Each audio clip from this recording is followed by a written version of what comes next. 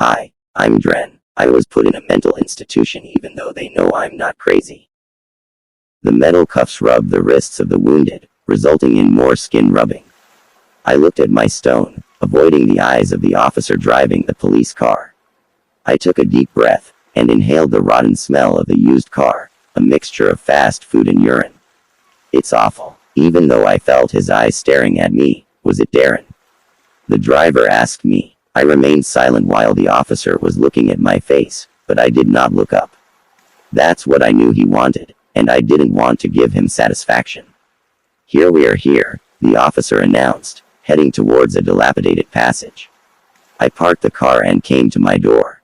He opened the door and grabbed me by the shoulder and forced me out of the car towards the door of a large Victorian-style house. I startled when the man kept holding me by the shoulder, and directed me into the building. I noticed a small gesture hanging on the side of the house, with the inscription, "The house of Mrs. Bryce is so crazy." I had a disturbing idea. Am I crazy? They must have made a mistake. This was him. I will be left as soon as I am accepted. They will realize that I wasn't crazy. Maybe we will laugh at this mistake. The interior of the house was spacious. With every step we take, the dark wood floor was groaning.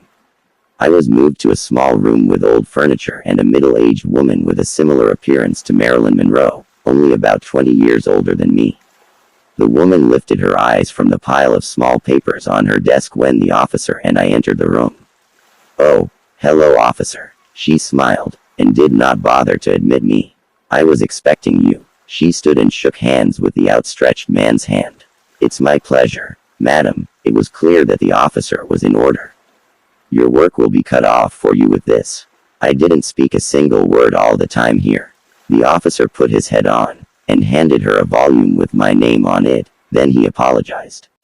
The nurse looked at me. "Give them here," she said, extending her hand.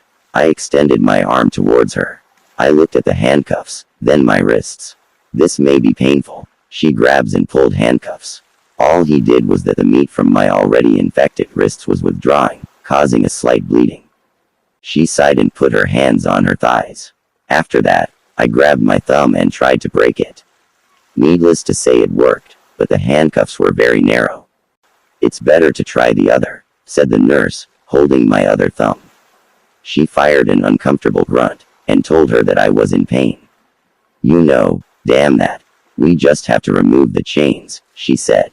The nurse searched one of the existing cabinets behind her until she found a small saw. She pulled my hand to the table as she started spreading the chains.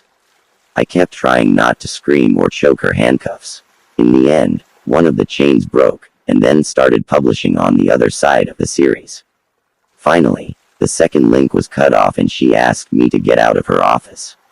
So I did. She had a visitor, so I waited patiently until they finished. I went back to the room where I was before. The door of Mrs. Price was open, and I heard a voice from the inside, and I entered the door by cracking. Mrs. Price was kneeling, with her face among a strong-looking man.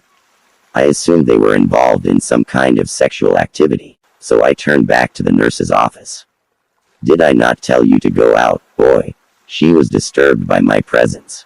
I needed my clothes, and I wasn't sure where I was supposed to sleep. "Why can't Mrs. Price help you?"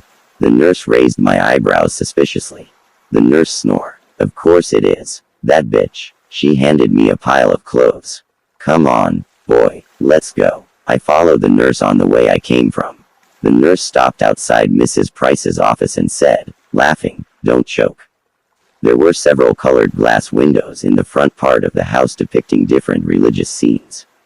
In either case, there were many people, some of whom were distorted, were either excited or annoyed with my presence, or simply because of the fact that they have little control over themselves. The noise of their screaming reached the truth when the nurse and I reached room 17. I was about to cry when we entered the room. This screaming made me very anxious and uncomfortable. "This is your room," the nurse said. Then she suddenly turned around and left. I have cleared the surroundings. 3 small family. One of them had the shape of a little boy, while the other was occupied by a beautiful, filthy blonde-haired girl. She was sitting on the headboard, reading Dante's Hell. The way her long, wavy hair was falling on her face made her more attractive. Suddenly I realized my existence. She looked at her book. Her eyes narrowed in my face. Who are you really, hell? Who are you? Comfort, no need to hold or look at a screen with you all the time.